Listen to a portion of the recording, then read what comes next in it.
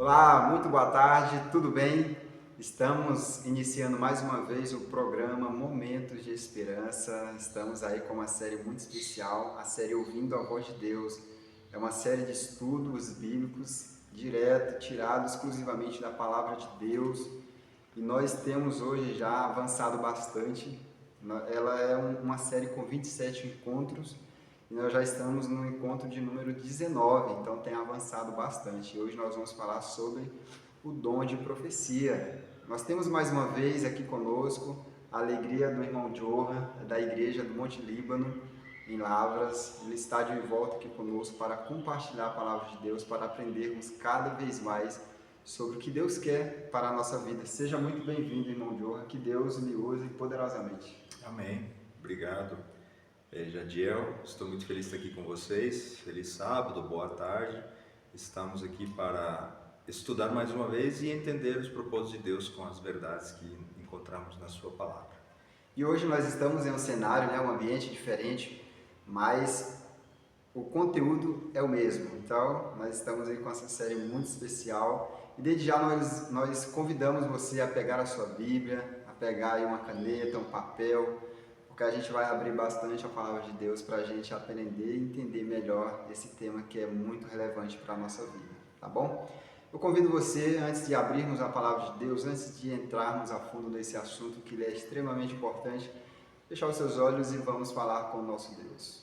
Querido Deus, nesse momento nós estamos iniciando mais um estudo da Tua Palavra, Pai.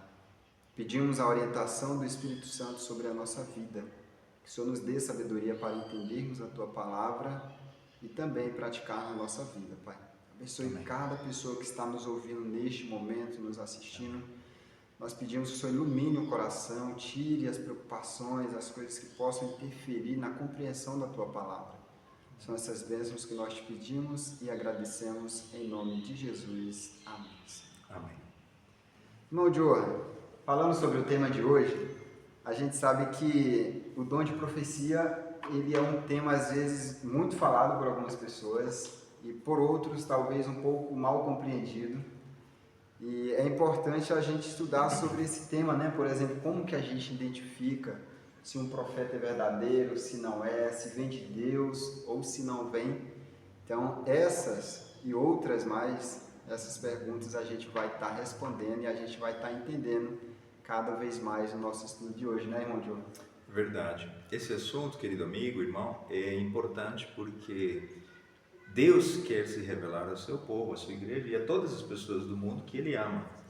Então, talvez valha a pena a gente lembrar de que no passado, quando Deus criou o homem, Ele falava com ele face a face. Exatamente. E quando o pecado surgiu, Ele quebrou essa comunicação aberta e direta. Então, Deus, através de Moisés, revelou o Pentateuco, os primeiros 5 livros, e ali surgiram os profetas que recebiam de Deus através de sonhos, visões, mensagens claras para o aprendizado, ensino, admoestação e mostrar o caminho que o seu povo deveria trilhar. E hoje não é diferente. Então, nós vamos entender se Deus continua operando através dos profetas, como você comentou. Existe uma maneira de entender que uma pessoa que fala em nome de Deus é um verdadeiro profeta ou não? Basta fazer um milagre, por exemplo? Basta fazer uma predição e ela se cumprir? O que a Bíblia diz sobre isso? Muito importante, né? A gente ficar atento a esses detalhes, né? Para a gente começar, então, o que diz a Bíblia que seria um dos sinais do fim? O que a Bíblia nos diz, irmão Diogo? Que teria no tempo do fim, e isso seria um dos sinais. No capítulo 24 de Mateus, nós encontramos que Jesus está respondendo duas perguntas dos discípulos. Os discípulos queriam saber quando seria o fim dessas coisas, o fim do mundo, e que sinal haveria para isso acontecer. Jesus lista uma série de eventos e um deles fala a respeito do surgimento de falsos profetas. Eu vou te pedir para você fazer a leitura, mas o contexto é claro. Depois da ascensão de Jesus, da sua ressurreição, surgiriam falsos mestres e falsos cristos, inclusive pessoas que diriam ser o Messias. E ele, já sabendo disso, ele faz uma advertência como um dos sinais antes dele voltar. Diz assim, Mateus 24:24, porque surgirão falsos cristos e falsos profetas, operando grandes sinais e prodígios, para enganar, se possível, os próprios eleitos. Isso é muito claro, né? Jesus falou, olha, surgirão pessoas que vão falar em meu nome, em nome da palavra de Deus, em nome de Deus, pode ser até no meio cristão, porém serão falsos. E um elemento que surge aqui são os sinais e prodígios, ou seja, haverá forte tendência das pessoas de aceitarem o engano quando ele vier acompanhado de um milagre, de uma cura, de uma situação até paranormal ou até mesmo um milagre.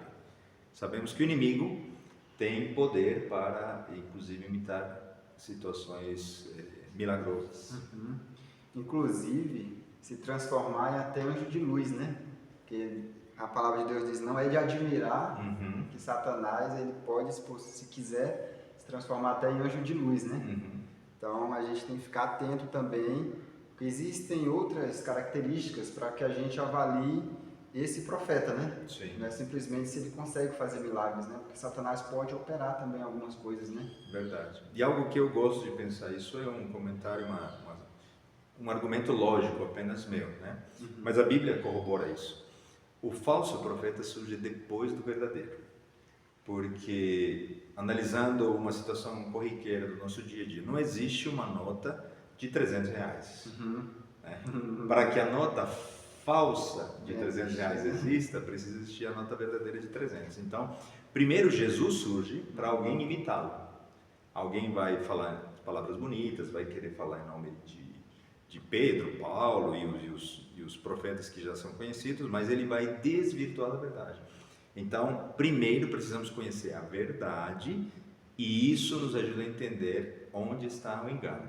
Assim como as pessoas que identificam as notas falsas, elas não se preocupam em identificar o material, os detalhes das notas falsas. Eles apenas estudam, se especializam nas notas verdadeiras, de maneira que quando eles pegam uma, eles já sabem, imediatamente identificam a falsa. Muito bom. Inclusive, irmão João, é justamente isso que é a pergunta 2, né?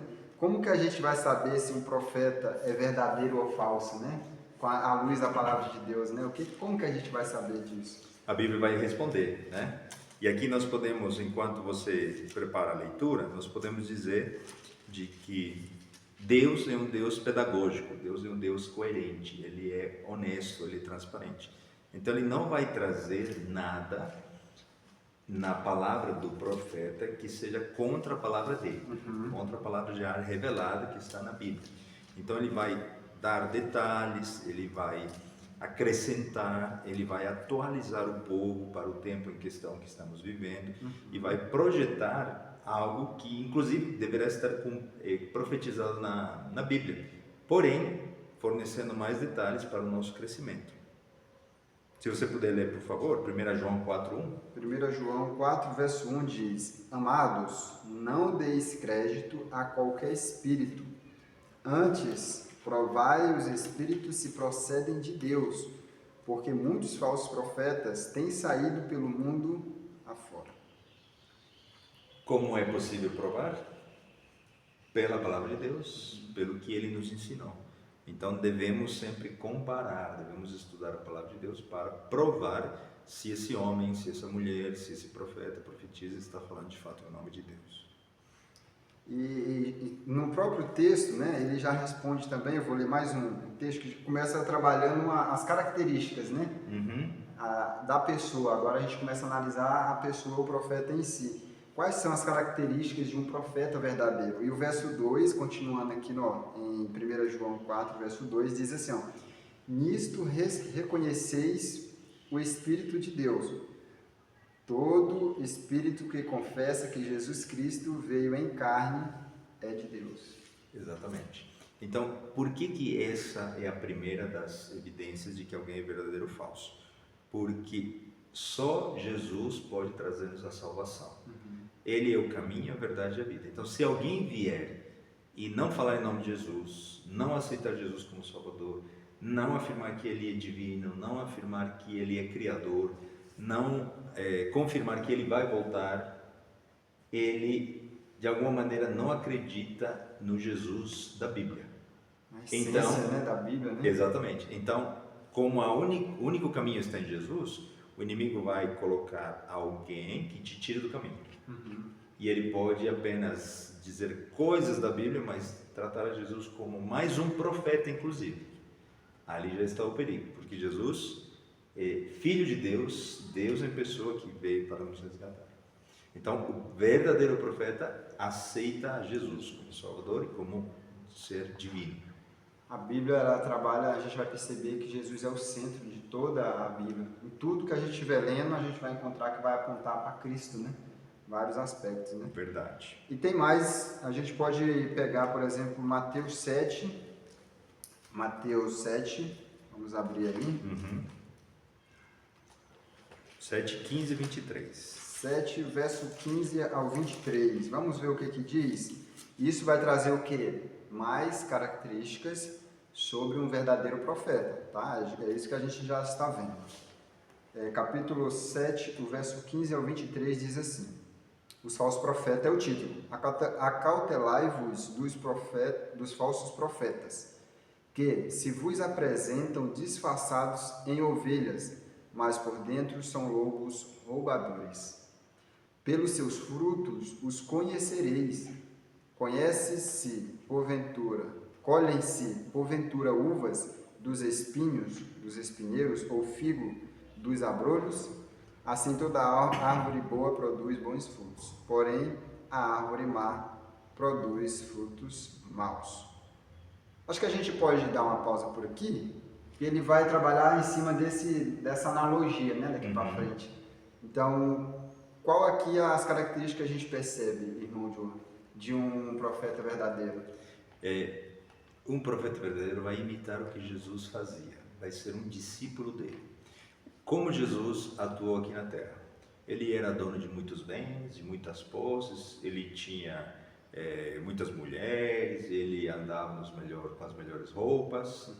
Não, Jesus era humilde, não tinha onde repousar a sua cabeça, sempre ajudando, curando, pregando, ensinando. Se hoje nós vemos alguém que se diz ser pregador, ou vem em nome de Deus, ou até mesmo fala profeta, e ele tem mansões, casa na praia, só anda de limusine, de helicóptero, e ele tem muitas esposas, muitas mulheres, e ele vive de luxo, o fruto que ele representa é contrário à vida humilde do nosso Salvador. Então, estamos provando pelos frutos que essa pessoa não procede de Deus. E hoje em dia é muito comum, né? A gente vê muitas pessoas arrotando, né, ser profeta, mas se olha para os frutos e aí? Às vezes está o oposto, né, do que seria a Bíblia, né? Por exemplo, como você falou, se eu sigo a Cristo, se eu falo que eu sou profeta, como que os meus comportamentos, as minhas ações, elas vão exatamente o oposto de Cristo, né? O oposto da palavra. Então esse é, digamos assim, um ensinamento. Essa é a lição que fica sobre esse texto. Se é pedir fruta de manga, a gente não vai colher maçã. A gente espera-se a manga, né? Exatamente. E como o próprio texto no final diz, né? Muitos naquele dia hão de dizer-me: Senhor, Senhor, porventura não temos profetizado em teu nome, e em teu nome não expelimos demônios? Ou seja, haverá expulsão de demônios em nome de Jesus. E Jesus vai dizer o quê? Então lhes direi explicitamente: nunca vos conheci, apartai-vos de mim os que praticais a iniquidade. Ou seja, tem muita gente com aparência de religiosidade, de cristiandade, porém estão apenas como o texto anterior, né? São ovelhas por fora, mas são lobos vorazes por dentro.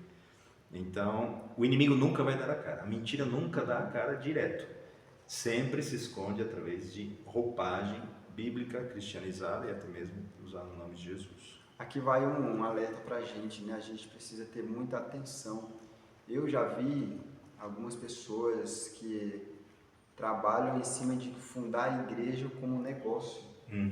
E ali pega uma pessoa sincera, uma pessoa que estuda a Bíblia ou gosta de estudar a Bíblia, mas ainda é leiga, e ali põe aquela pessoa na frente e começa a enganar muitas pessoas.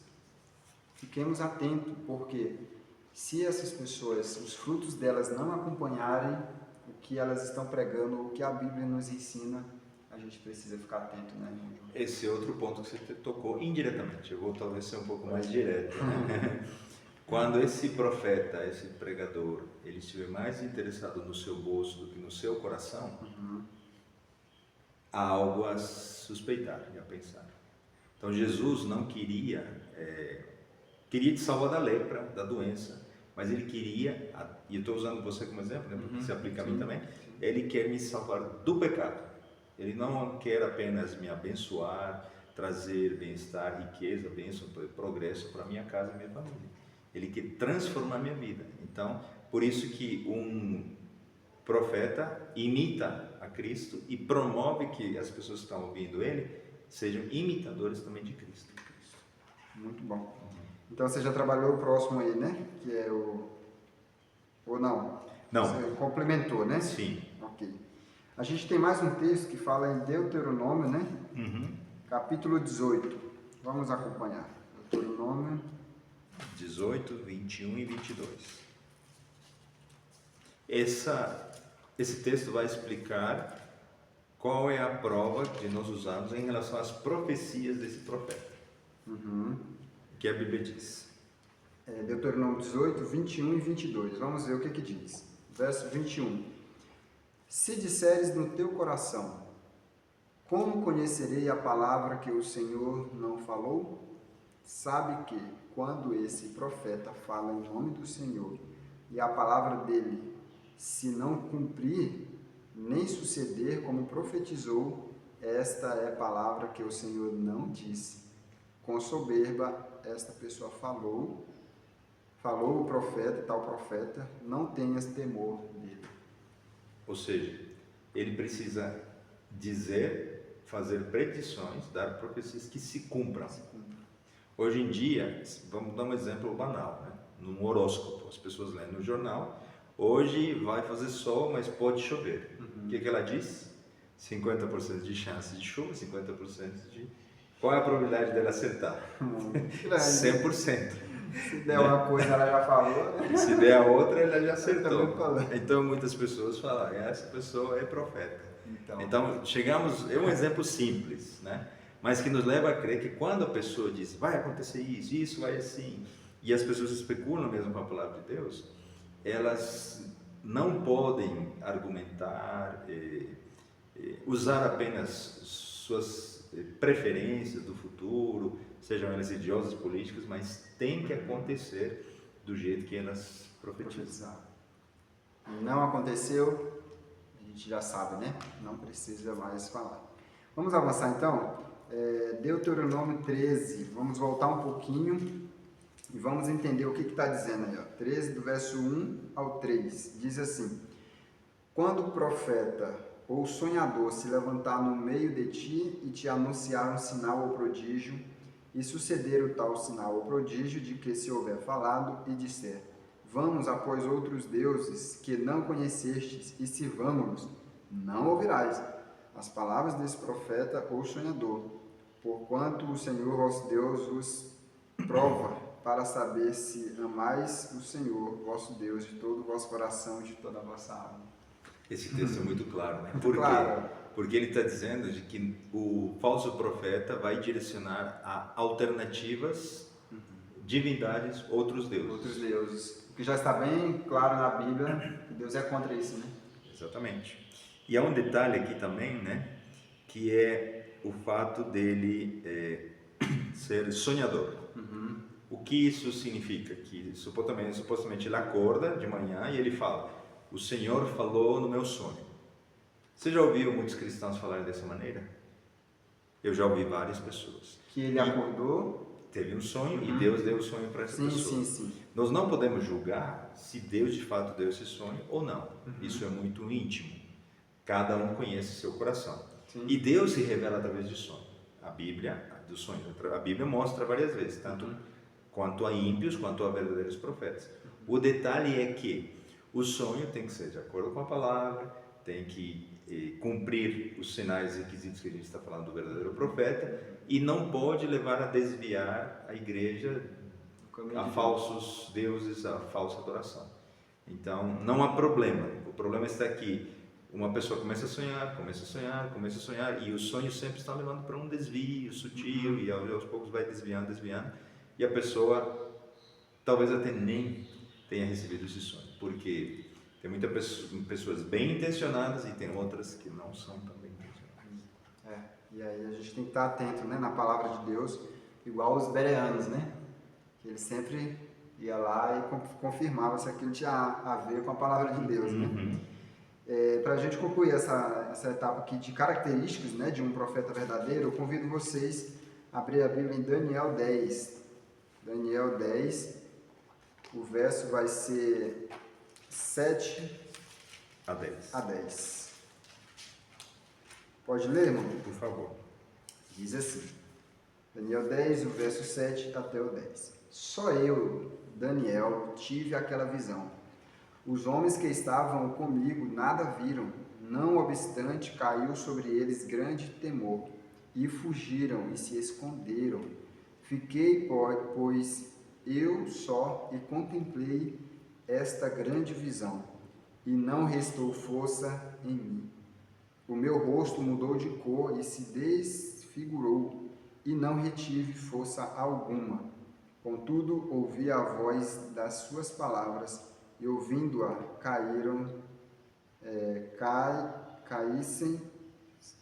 caíssem sentidos, rosto em terra.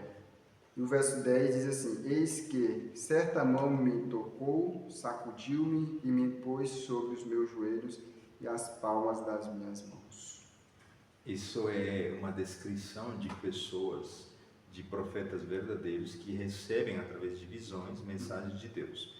Então ele ficou fora de si, só ele via a visão e os outros que estavam ao redor não viam, e ele fisicamente foi perturbado ou transformado. Ele não morreu, não ficou doente, não ficou em coma, mas não ficou normal.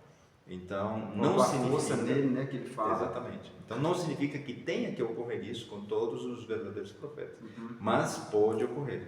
Agora, nós não podemos dizer que um verdadeiro profeta apenas recebe profecias desse modo, porque aí muita gente começa a falar em línguas, fecha os olhos, começa a demonstrar uma força sobrenatural, e não é apenas essa uma evidência de que a pessoa é verdadeira ou falso profeta.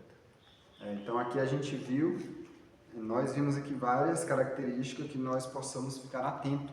Você que está nos acompanhando pelo YouTube, você pode estar voltando, né, o vídeo, se precisar, para rever, né, essas características que a gente viu e dar uma pausa, analisar na palavra de Deus, porque isso é extremamente importante, não só ouvir, né, mas a palavra de Deus diz, bem-aventurados os que ouvem e os que leem e os que praticam a palavra de Deus, né, que está escrito nessa profecia. Vamos avançar então, porque na Bíblia a gente vê muitos profetas, né? A gente fala muito de Daniel, de Isaías, a gente vê João, entre outros. Mas na Bíblia também tem mulheres, né, irmão Diogo? E aqui, a gente no nosso estudo, né, no nosso guia de estudo, a gente tem alguns exemplos para trazer. Quais são os exemplos que a gente tem de mulheres que também foram profetas de Jesus? E a gente chama de profetisas, né? Que foram profetisas também na Bíblia. Onde? Quem são? Em Êxodo 15, 20, se a gente pudesse ler, nós veremos aqui, eu vou ler o texto aqui, diz, né, falando de Miriam. A profetisa Miriam, irmã de Arão, tomou um tamborim, e todas as mulheres saíram atrás dela com tamborins e com danças. Então, a própria Bíblia está indicando que Miriam era profetisa. Isso não exclui as mulheres de receberem o dom profético. Exatamente. Mas acho que é muito válido neste momento dizer o seguinte: nós vamos listar aqui agora alguns nomes de profetas e mulheres como evidência de que na Bíblia existem outras pessoas que receberam o dom profético, mas que não escreveram livros na Bíblia, que não escreveram livros, por exemplo, mas que foram úteis para Deus num determinado momento. Então, isso se classifica, se diz que uma pessoa, por exemplo, Isaías é um profeta canônico, porque ele recebeu profecias e as suas profecias estão na Bíblia. Porém, Miriam é uma profetisa, mas não é canônica, porque os seus textos, suas profecias não estão na Bíblia, como um livro chamado Miriam, por exemplo. Então, isso não significa que quando nós vemos os profetas atuais, né, alguém tenha que exigir que os seus textos sejam sagrados, que estejam na Bíblia ou outra coisa do tipo. Muito bem colocado, né?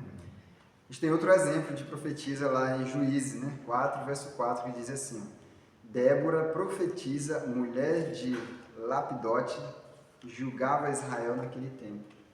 Então, mais um exemplo, né? Quando os homens não tiveram coragem, estiveram calados, Deus levantou quem? Uma mulher valorosa. Exatamente. Exemplo, talvez, para muitas situações no nosso meio. Precisamos estar atentos, né? Para que apoiemos tanto homens quanto mulheres, para que Deus não tenha necessidade de chamar um estrangeiro, alguém que pode ser menosprezado pelo contexto religioso social, mas Deus nunca vai perder, né? Ele sempre vai vencer através dos seus mensageiros.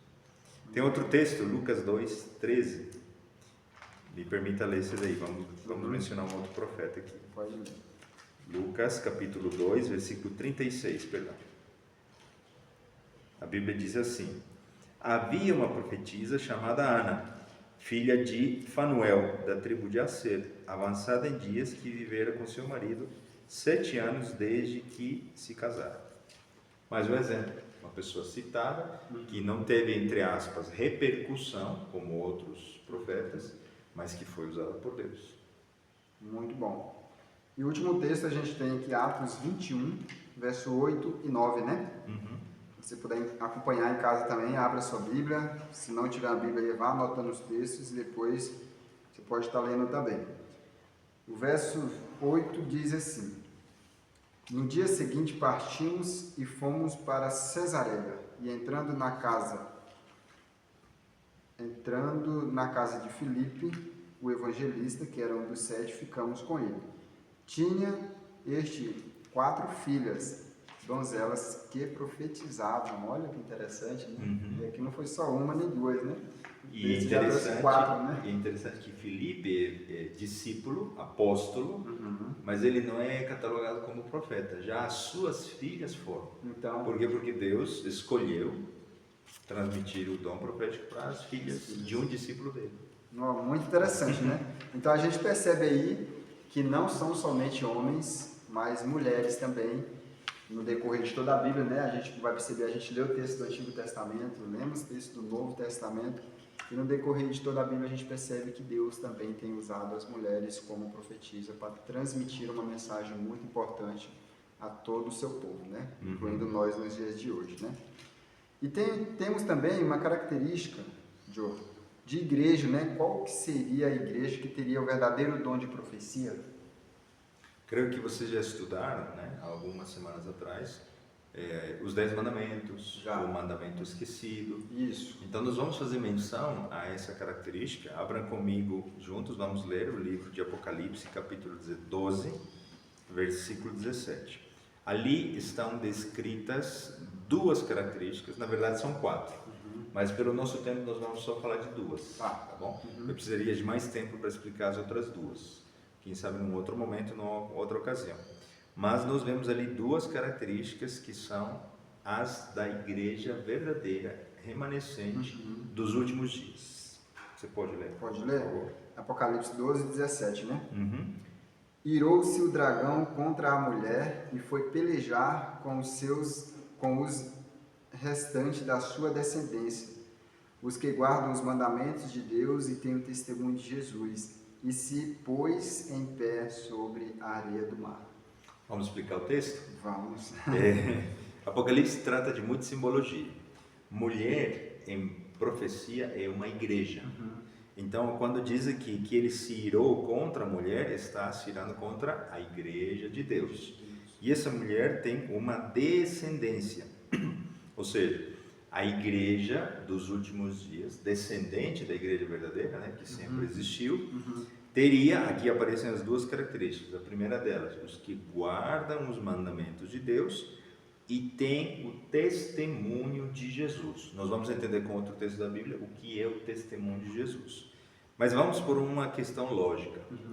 O inimigo, o dragão, aqui citado no símbolo, né, desse animal, né, desse animal da mitologia, o dragão, ele ficaria irado com os seus seguidores?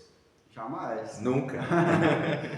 Pelo Então, contrário, né? Ele vai ficar feliz, né? ele vai se irar contra os que são seguidores de Deus, seguidores de Jesus, os filhos de Deus, que terão essas características que a gente está vendo aqui.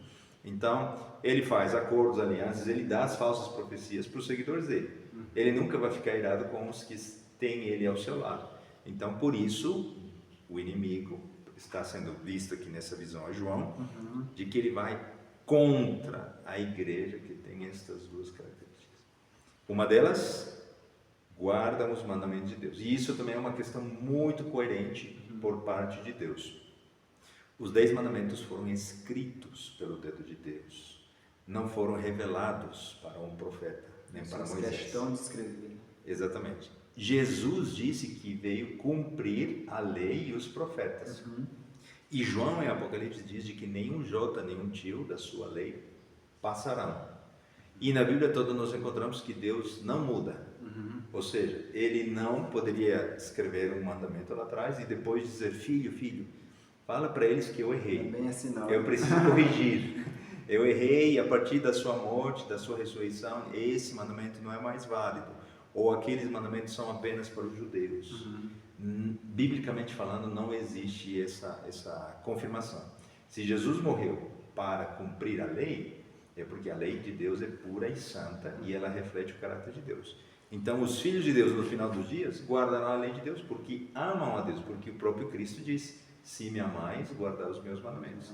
Então, está tudo fortemente conectado para entendermos que Deus é muito claro com as características do seu povo. Mas a pergunta que não quer calar, né? Então, o que é o testemunho de Jesus, Jadiel? o que seria o testemunho de Jesus? O testemunho de Jesus seria o próprio evangelho dele. E a gente buscar viver de acordo com o que ele nos ensina. Eu estou testemunhando ou buscando seguir o que Jesus nos orientou. Você sabia que tem um texto bíblico que responde essa pergunta? Qual seria? Vamos para Apocalipse 19:10. Me ajuda, por favor. Então, as duas características estão em Apocalipse 12:17, mas a explicação do testemunho de Jesus está em Apocalipse 19:10. Apocalipse 19:10 diz: prostei-me ante os seus pés para adorá-lo. Ele, porém, me disse: vê, não façais isso. Sou o conservo teu e dos teus irmãos que mantém o testemunho de Jesus. Adora a Deus, pois o testemunho de Jesus é o espírito de profecia. Qual o título do nosso estudo?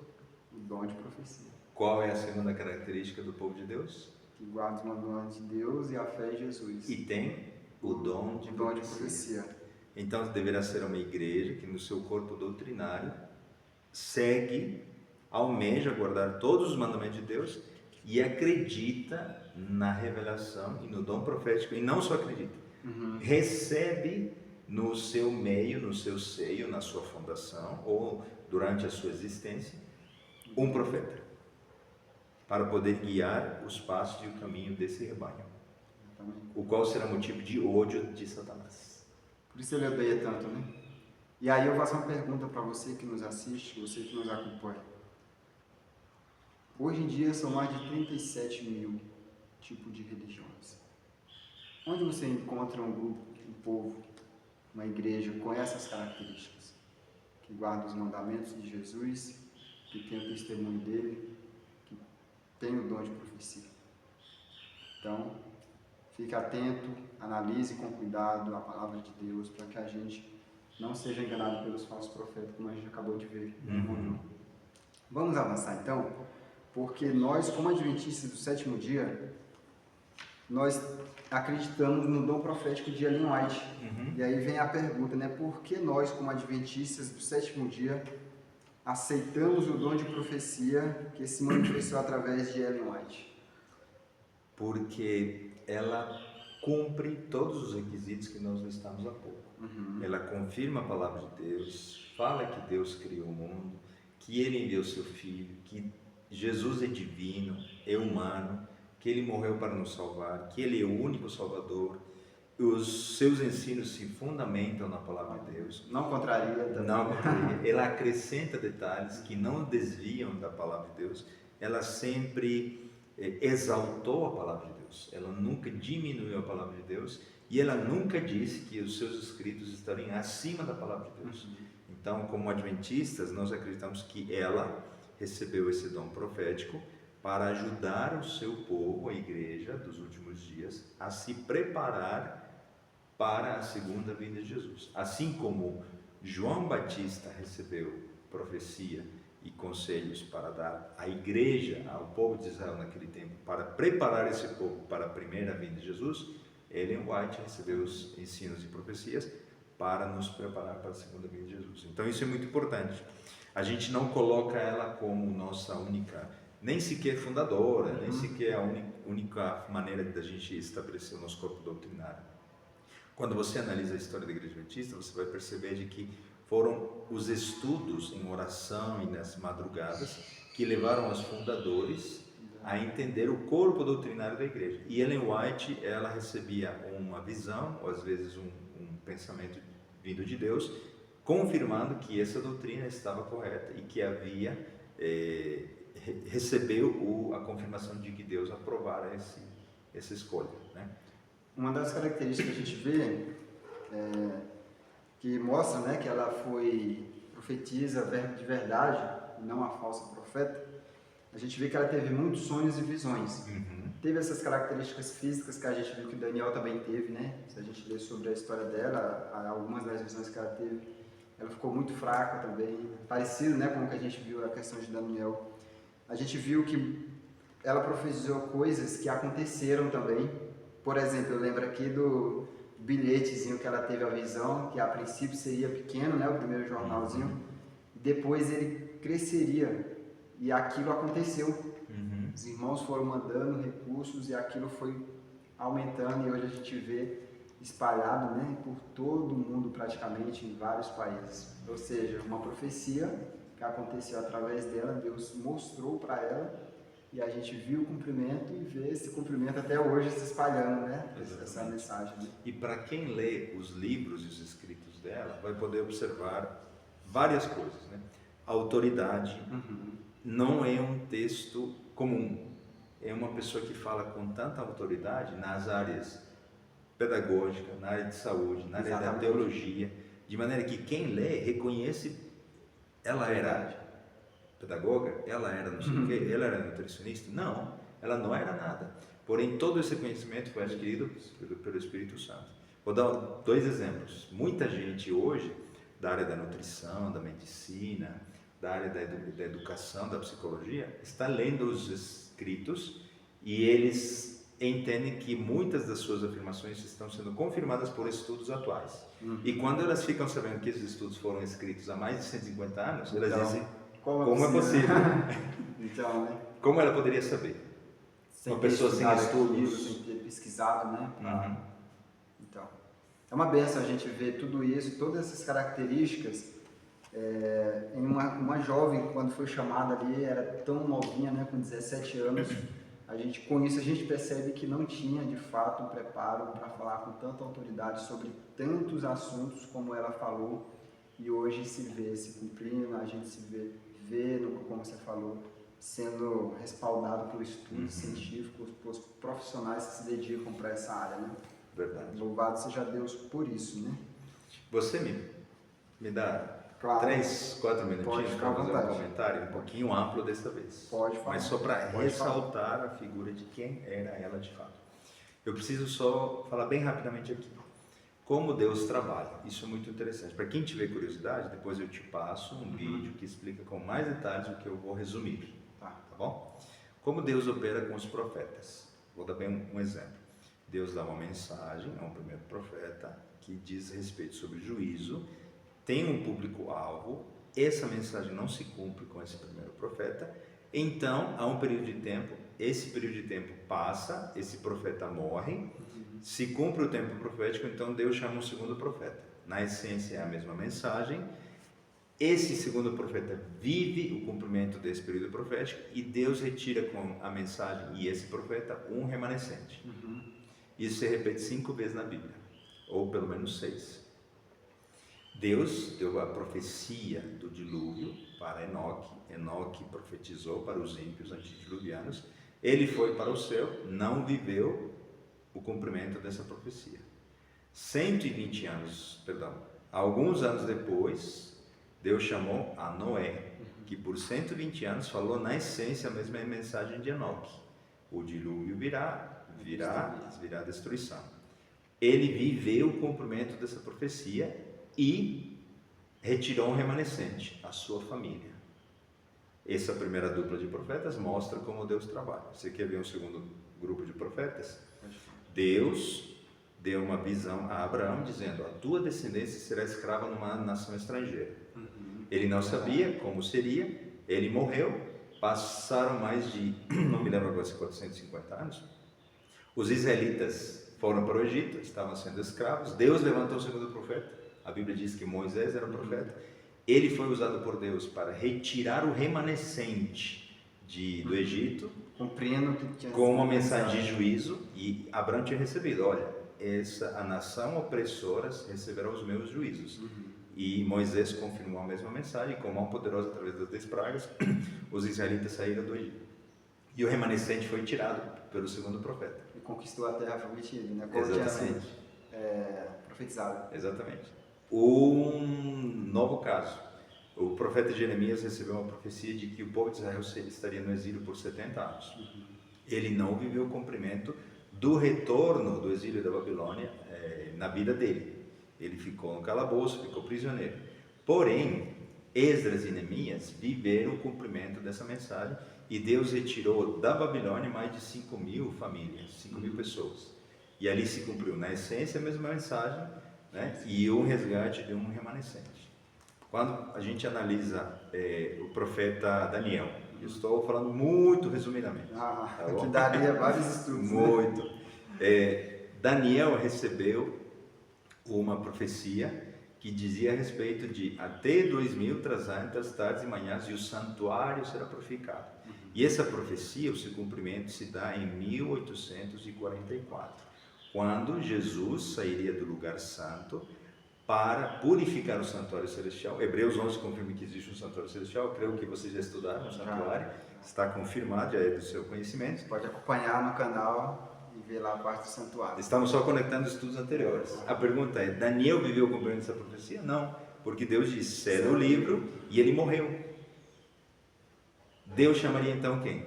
Um segundo profeta, que na essência falaria da mesma mensagem, por volta do ano de 1844, e essa pessoa não diria que Jesus voltaria, na verdade ela acreditaria que Jesus ia voltar por volta de 1844, viveria um desapontamento, viveria a profecia do desapontamento que está em Apocalipse 11, e sabe quem é essa pessoa? Ellen White. Ellen White foi usada por Deus para retirar daquele grupo de seguidores de Guilherme Miller, que falava que Jesus ia voltar em 1854, mas não voltou. Isso também foi um cumprimento profético. E Jesus, na verdade, estaria mudando de compartimento do lugar santo para o lugar santíssimo. E sabe o que é interessante? Ela viveu o cumprimento, ela entendeu o desapontamento, perseverou e retirou um grupo remanescente daquele grupo de seguidores de Guilherme Miller. E então surgiu a Igreja Adventista do Sétimo Dia.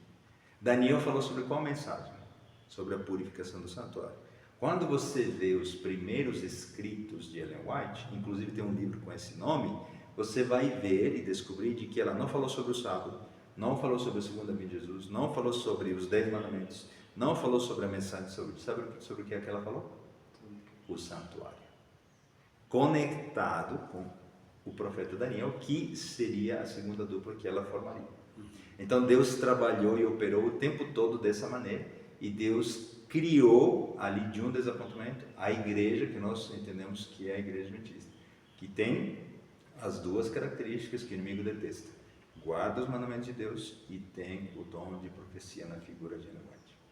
O inimigo não gosta dessa característica, tanto é que incluso no meio adventista, muita gente está dizendo que ela é apenas uma escritora cristã. Se ela for apenas uma escritora cristã, nós deixamos de ser a igreja remanescente dos últimos dias, porque perdemos uma das duas características. Você percebe a importância das mensagens que ela tem para preparar nossa espiritualidade para a segunda vinda de Jesus, e como o inimigo quer atacar essas mensagens. E ataca, né? O tempo todo. O tempo todo está atacando isso. E eu pergunto para você que está nos ouvindo e também para o Johan que está aqui com a gente, né? Diante de tudo isso, qual a nossa segurança? É justamente a última pergunta. Como que a gente pode se sentir seguro em meio a esse mundo, a um mundo de caos? O que diz a palavra de Deus? O que nos dá a certeza que nós podemos seguir firmes e seguros? É o objetivo da profecia, né? Nós recebemos a palavra profética porque a profecia é uma luz que ilumina o caminho da sua igreja no meio de muita confusão, muita escuridão, muito engano, muitas falsas profecias. Existe uma verdadeira profetisa, sim. E ainda podemos esperar o cumprimento de Joel 2. No futuro, antes de Jesus voltar, crianças terão visões, adultos e pessoas de idade receberão profecia, porque será o tempo mais escuro no ápice do grande conflito entre bem e mal. E pode ter certeza que quando Deus envia o seu mensageiro ou a sua mensageira, é porque ama seu povo e quer revelar a ele as suas decisões e os atos que ele vai cumprir na história da humanidade. Porque nós não lemos esse texto, né? Mas Deus não faz nada sem antes revelar aos seus servos, os profetas, o que ele fala. Muito bem. É bom a gente entender as características que a gente encontra dentro da palavra de Deus sobre profetas, sobre profecias, e tudo isso nos ajuda a termos clareza e fundamentar a nossa fé, fundamentar a nossa esperança. Porque se a gente não conhecer, em vão fica a nossa fé, fica algo vazio, digamos assim. E que você possa também se tornar uma pessoa mais curiosa e buscar estudar ainda mais as profecias de Deus, porque através dela é como a gente lê um spoiler, né, de um filme, né, ou a gente assistir, digamos assim. A gente consegue ver qual o plano de Deus para o futuro, para o nosso futuro, para o futuro da humanidade.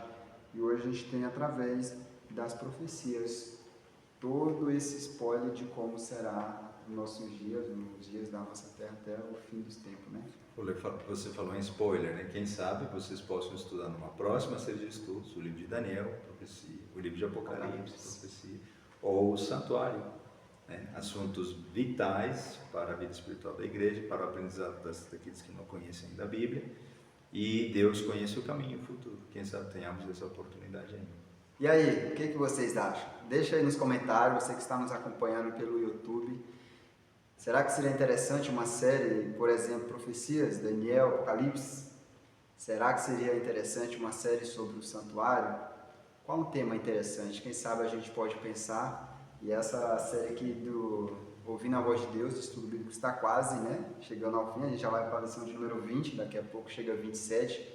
E quem sabe a gente pode estar iniciando uma outra, tá bom? Irmão Johan, resuma pra gente o que nós aprendemos no nosso estudo de hoje. Nós aprendemos que Deus nos ama e Ele quer se comunicar conosco.